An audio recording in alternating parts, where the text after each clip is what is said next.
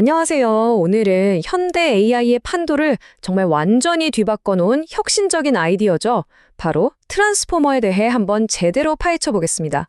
요즘 AI 정말 놀랍지 않나요?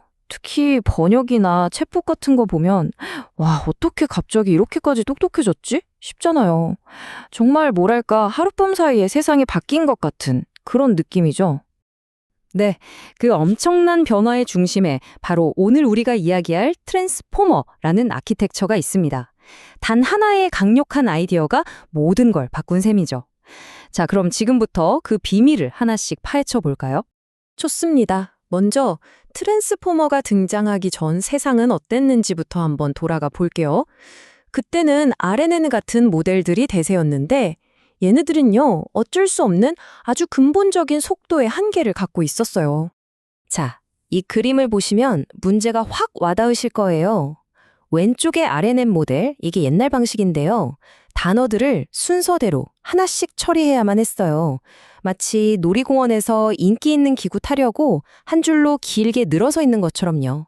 당연히 느릴 수밖에 없었죠. 근데 더 큰 문제는 문장이 길어지면 앞에 나왔던 단어 정보를 자꾸 까먹는다는 거예요. 모든 정보를 고정된 크기의 바구니 하나에 억지로 구겨 넣으려고 하니까 당연히 정보가 손실되겠죠? 그래서 AI 연구자들의 목표는 아주 명확했습니다. 바로 오른쪽처럼 이 모든 걸 그냥 한 번에 처리해버리자! 이거였죠. 그래서 이 문제를 해결하려고 나온 첫 번째 아이디어가 바로 어텐션이라는 메커니즘이었습니다. 어텐션, 이거 진짜 똑똑한 아이디어였어요.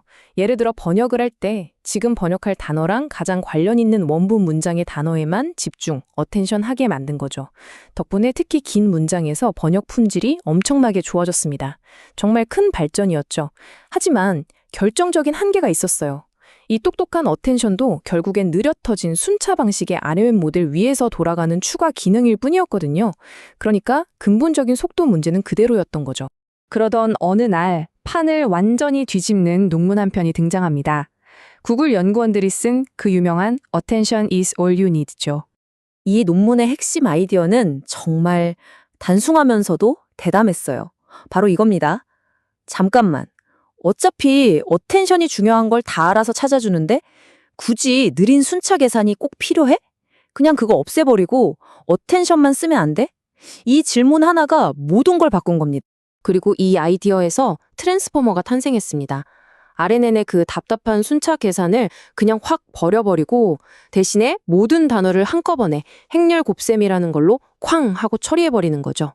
이게 바로 트랜스포머의 초능력, 병렬화입니다.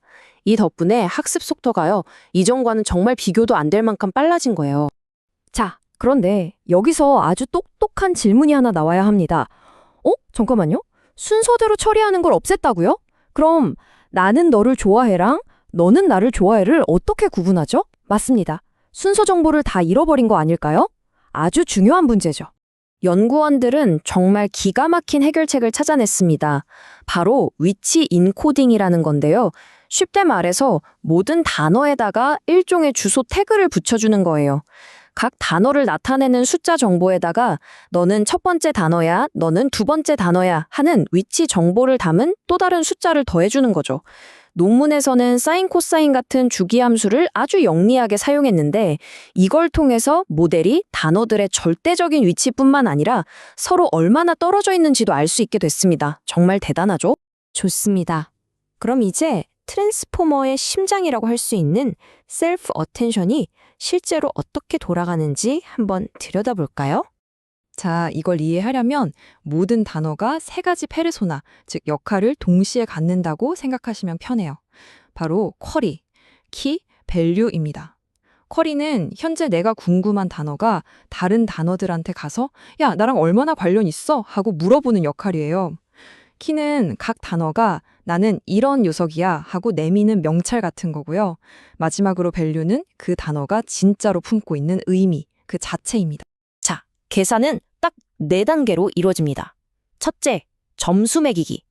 한 단어의 쿼리를 가지고 문장 안에 있는 다른 모든 단어의 키랑 하나씩 비교해서 연관 점수를 매깁니다. 둘째, 이 점수들을 보기 좋게 정규화합니다. 전체 합이 1이 되는 확률값으로 바꿔주는 건데요.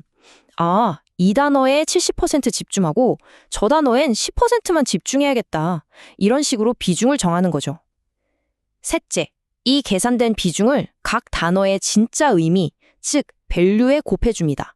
중요한 단어의 의미는 더 부각시키고 덜 중요한 단어의 의미는 살짝 낮추는 거예요. 마지막으로 이렇게 가중치가 새로 부여된 밸류 값들을 전부 싹 더합니다. 그러면 마침내 주변 문맥을 완벽하게 흡수한 아주 똑똑해진 새로운 단어의 의미가 탄생하는 겁니다. 자, 예시를 보면 바로 이해가 되실 겁니다. 그 동물은 길을 건너지 않았다. 너무 피곤했기 때문이다. 라는 문장이 있다고 쳐봐요. 여기서 대명사 그것, it은 대체 뭘까요? 사람이라면 당연히 그 동물인 줄 알겠죠. 셀프 어텐션이 바로 이 일을 합니다. it이라는 단어가 the animal이라는 단어와 연관성이 75%로 가장 높다고 정확하게 계산해내는 거죠. 스스로 문장 안에서 단어들끼리의 관계를 파악하는 거예요. 정말 신기하죠? 그런데 트랜스포머는 여기서 한술 더 뜹니다. 이 어텐션 계산을 딱 한 번만 하는 게 아니에요. 멀티 헤드 어텐션이라고 해서 여러 개의 어텐션을 동시에 돌려버립니다. 마치 여러 명의 전문가가 하나의 문장을 동시에 뜯어보는 것과 같아요. 어떤 전문가는 문법적인 관계를 보고 다른 전문가는 동의어나 반의어 관계를 보고 이런 식으로요. 이렇게 여러 관점에서 문장을 동시에 분석하니까 훨씬 더 깊고 풍부한 의미를 파악할 수 있게 되는 겁니다. 자, 그럼 이제 이 똑똑한 부품들을 가지고 어떻게 전체 트랜스포머를 조립하는지 그 구조를 한번 보겠습니다. 트랜스포머는 크게 두 팀으로 나뉩니다.